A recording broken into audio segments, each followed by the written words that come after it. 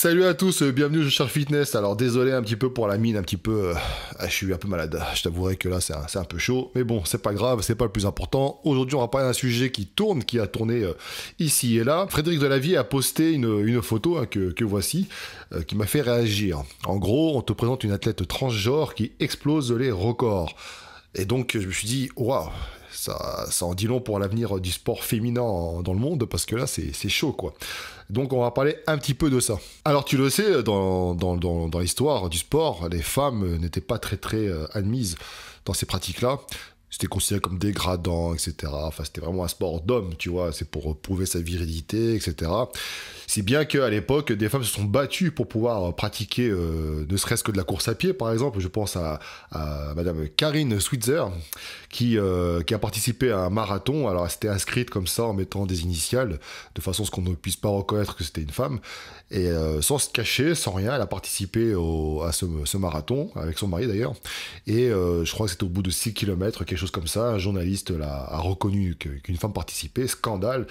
Et l'un des organisateurs a voulu lui arracher le dossard. Et d'ailleurs, son mari qui a mis un coup d'épaule au gars pour le dégager. Et donc voilà, donc elle n'a pas fait un temps extraordinaire, mais en tout cas, elle a fini ce marathon. Et puis, je crois qu'elle avait fait une heure de plus que le premier, il me semble. Et puis voilà, c'était vraiment un combat qu'elle a mené et que ça a ouvert la voie par la suite.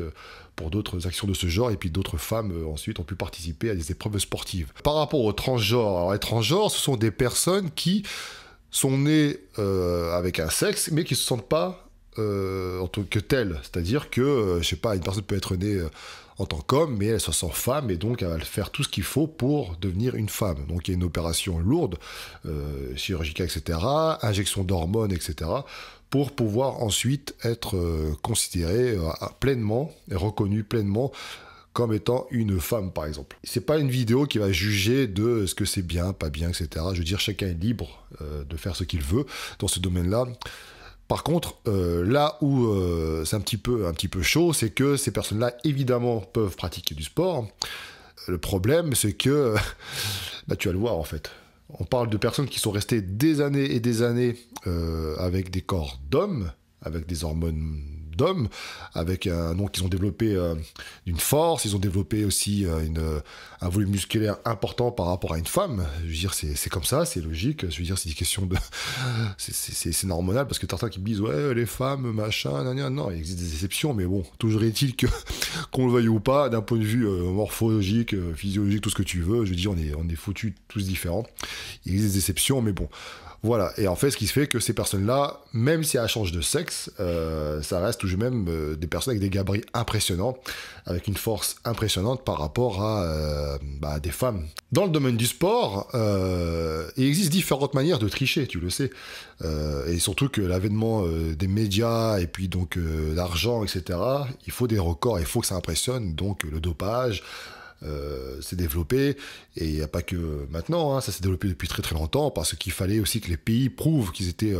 c'était une sorte de guerre un petit peu silencieuse, tu vois, à savoir que au lieu de faire la guerre avec les armes, on faisait la guerre en prouvant que notre peuple c'est le plus fort, c'est le plus courageux, etc. Donc certains se dopaient pour pouvoir avoir les médailles. Et là, en fait, on m'a dit, quand j'ai parlé de ce sujet à transgenre, on m'a dit, mais attends, si jamais tu prends un transgenre qui donc fait de la boxe, par exemple, face à une femme, c'est pareil pour moi qu'un mec qui se dope. Bah non, parce que en fait, tu vas comprendre pourquoi.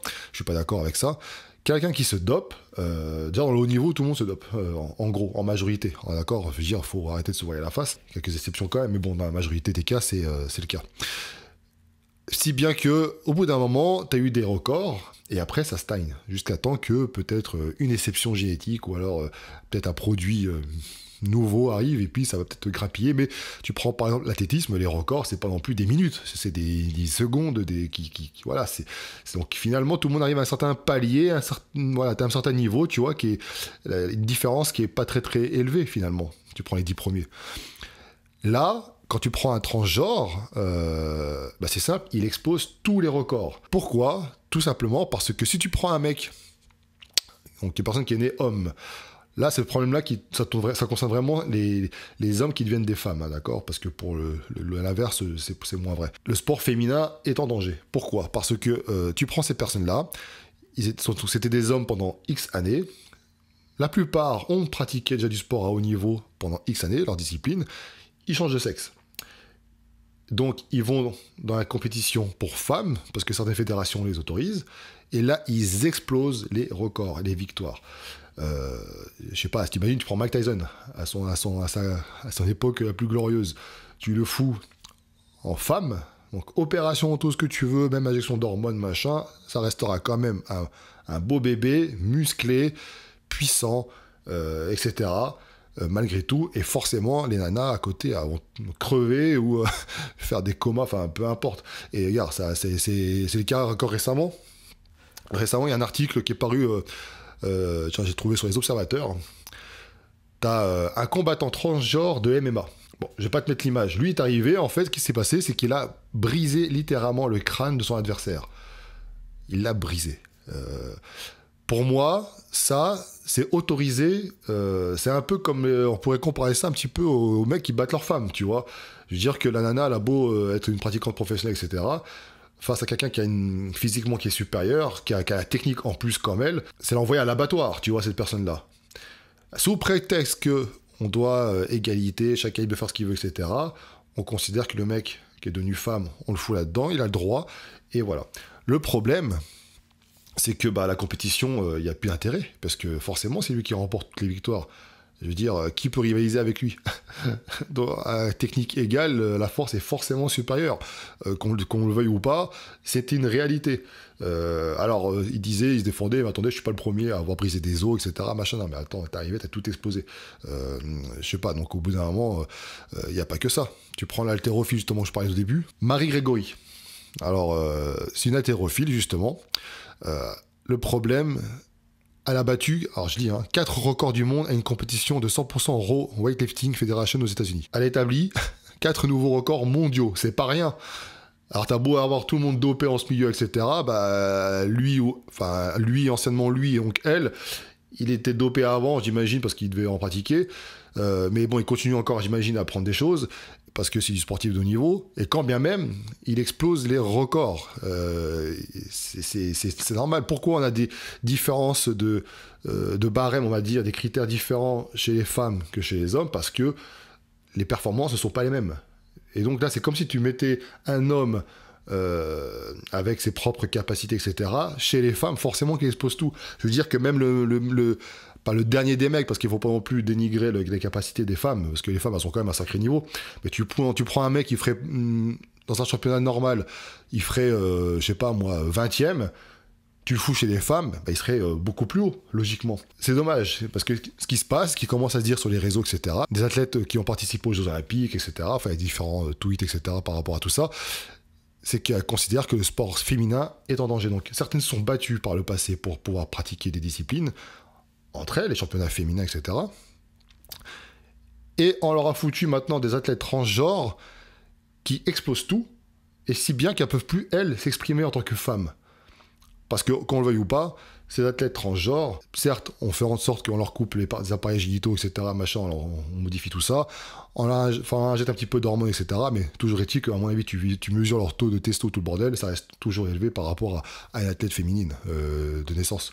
C'est comme ça. Tu les vois physiquement, tu vois la différence de gabarit, tu vois, enfin, je veux dire, il n'y a pas photo, quoi. Donc, et alors, ça en a fait rire certains quand j'ai dit ça, mais c'est une réalité. Certains pays, certains athlètes aussi, dans certains pays pauvres, ils sont prêts à tout, ils sont prêts vraiment à tout pour gagner de l'argent. Exploser des records, gagner les compétitions, c'est avoir des sponsors, c'est avoir de l'argent, c'est bien vivre, etc. T'as des mecs, pour se faire connaître, ils ont été prêts à s'injecter du synthol, c'est pour faire le buzz. Alors, en dessous de leur gueule, c'est des débiles, tout ce que tu veux, mais ça génère des vues, et ces vues, ça leur permet d'avoir de l'argent. Ils n'en ont rien à foutre, c'est pour gagner de l'argent. Donc je ne serais pas étonné que des mecs se disent, peut-être parce qu'ils avaient peut-être aussi envie de changer de sexe, pourquoi pas, mais ils se disent, attends, il y a un créneau à prendre, je vais me faire opérer et je vais participer moi aussi à ces compétitions parce que je veux gagner de l'argent, c'est mon objectif. Voilà, tu vois. Certains seraient prêts à ça, alors ça peut en faire rire voilà, mais bon, dans certains pays, je veux dire, ils sont en mode sacrifice, tu vois, pour être tout pour avoir de l'argent. Donc ça peut amener à des choses. Donc au final, qu'est-ce qui se passe? Au final, on a affaire à des athlètes transgenres qui participent à des compétitions avec, donc féminines, parce qu'ils sont considérés par la suite comme étant des femmes à part entière. Sauf que, d'un point de vue, à mon avis, hormonal et tout le bordel, ce n'est pas vraiment le cas. D'un point de vue morphologique, ce n'est pas le cas non plus. Et au final, ce qui va se passer, c'est que les femmes vont commencer à déserter ces compétitions. Alors déjà que le sport féminin, c'est pas non plus ouf en termes de retour de revenus, etc. Tu vois, les femmes, elles ont plus de mal que les hommes à en vivre. Alors là, pour la suite, franchement, c'est pas très très positif pour moi. Hein. Actuellement, je n'ai pas de solution à apporter, puis de toute façon, c'est pas mon rôle. Mais bon, qu'est-ce que t'en penses, toi, de ces compétitions-là, du fait que les transgenres puissent participer aux compétitions des sports pour femmes? Peut-être qu'il faudrait créer, dans ce cas-là, des compétitions avec d'autres critères. Donc, tu as les hommes d'un côté, les femmes de l'autre, et peut-être encore les personnes transgenres qui pourraient participer entre eux dans les compétitions. Je ne sais pas, je n'ai pas la solution. Toujours est-il que je pense que, sous couvert d'égalité, de machin, je trouve que c'est un peu hypocrite, parce que la liberté des uns empêche la liberté des autres. Bah là, c'est le cas. Une femme qui est libre de pratiquer sa discipline, qui peut le pratiquer maintenant grâce à celles qui sont battues par le passé, elles sont menacées de ne plus pouvoir pratiquer correctement, de ne plus avoir d'objectifs atteignables parce qu'au-dessus, ça sera des transgenres qui vont tout remporter. Alors, ça sera vraiment sur des sports, tout ce qui est combat, sport de force, etc. C'est plus le cas là-dedans.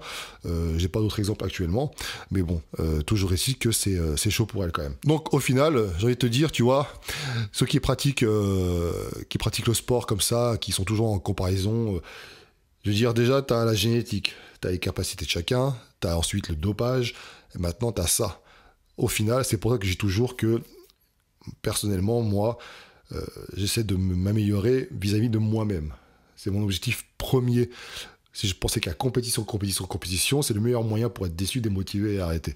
J'ai rien contre ceux qui font la compétition, hein, mais bon. Concernant le body, on va poser la question par rapport au body. Alors au body, c'est sûr que si jamais une femme transgenre arrivait, ça serait pas avantageux pour elle, parce qu'elle conserverait là, encore une fois, ses caractéristiques masculines, même si elle serait un petit peu diminuée. Et par rapport aux critères, c'est clair que ça serait difficile pour elle. Mais bon, toujours est-il que on n'est pas à l'abri de voir encore ce genre de choses arriver dans toutes les disciplines, en fait, finalement. Donc, encore une fois, il ne s'agit pas là de taper du doigt sur le fait que les gens changent de sexe, etc. Je veux dire, si ça leur fait plaisir, ils se sentent heureux comme ça, tant mieux pour eux. Maintenant, je trouve que les fédérations devraient faire attention, parce que c'est pas honnête, ce n'est pas équitable. Voilà. Tu vois, la différence entre l'égalité et l'équité, c'est ça, justement. Tout le monde a le droit de pratiquer une discipline sportive, mais par contre, il faut le pratiquer en fonction de... C'est pas que le sexe qui devrait déterminer, finalement, la catégorie, c'est aussi... je veux dire, voilà, il n'y a pas photo, quoi. Là, il y a carrément un problème. Donc c'est une espèce d'hypocrisie, en fait, je trouve, dans ce domaine-là, encore une fois. Parce que t'as encore un mec aussi qui était content, il disait « Ouais, je suis content que la tête transgenre du MMA, il brise les crânes, et j'espère qu'il va pouvoir combattre, machin, leur exploser la tête, etc. » Bon, le mec a écrit ça, c'est un gars qui a écrit un bouquin justement sur ça, qui a une association, je crois, LGBT, enfin bref. Je veux dire que son combat devrait être justement de permettre à chacun de pouvoir être discriminé, de pouvoir justement vivre pleinement en fonction de son appartenance sexuelle, son ressenti aussi, mais de là à encourager de fracasser la tête de femmes, c'est que je veux dire, c'est comme si on voyait un homme battre une femme, quoi. C'est pareil. On trouve ça tous horrible quand on voit des images à la télé, etc. C'est la même chose. C'est pas un spectacle, il y a rien dedans. C'est du cirque pour moi. C'est de la boucherie. Voilà, c'est de la boucherie, c'est de l'argent facile aussi pour certains. Donc voilà. Donc dis-moi ton avis dans les commentaires. Qu'est-ce que tu en penses? Est-ce que pour toi c'est une bonne chose ou pas? Personnellement, je trouve pas. Encore une fois, je trouve que c'est complètement différent du dopage, parce que là, clairement, même une femme dopée, elle n'arrivera jamais au niveau de l'ancien mec qui devient femme dopée. C'est comme ça. Si t'es médecin, endocrinologue, etc., et peut-être que tu pourras me contredire, n'hésite pas dans les commentaires. Enfin voilà, bon écoute, c'était ma petite réaction par rapport à ça. J'espère encore une fois que cette crise Covid va essayer de passer pour que je puisse vous proposer des vidéos training, parce que ça fait un petit moment qu'on n'en a pas fait et que c'était mon objectif premier cette année pour la chaîne. Donc voilà. En tout cas, n'hésite pas à liker, t'abonner, et puis commente, hein, donne-moi ton avis dans les commentaires. Et puis je te dis à bientôt pour de nouvelles vidéos. Ciao.